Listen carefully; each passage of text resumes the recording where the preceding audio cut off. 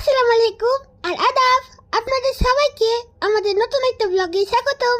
আজকে হচ্ছে ব্লগ 9 তো চলেন আপনাদের সবাইকে দেখাই আজকে আমি সারাদিন কি করি। তো সবার প্রথমে সকাল সকাল উঠা আমি মাছ আর ভাত খাইতেছিলাম। তো মাছ আর ভাত খাওয়ার পরই আমার পেটটা ব্যথা শুরু করে। আমি বুঝতেছিলাম না কেন আমার পেটটা ব্যথা করতেছে। তারপরে আমি ভিডিওটা দেখলাম আর বুঝলাম আমার খাবারে একটা শয়তান মহিলা নজর দিতেছিল।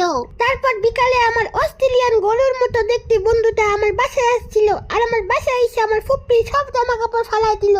তারপর দেখেন আমার ফুপ্পির জামা কাপড় ফালাইয়া কি মনের আনন্দে অস্ট্রেলিয়ান গরুটা শুয়ে আছে। যেহেতু শীত এসে পড়ছে সামনে, তাই শীতের আগে শেষ একটা গোসল করাইতেছে আমার বাবা আমারে। আমার গালে একজন পাপ্পি দিছিল, ওই পাপ্পি দেওয়ার কারণে আমার গালে একটা লিপস্টিকের দাগ ছিল।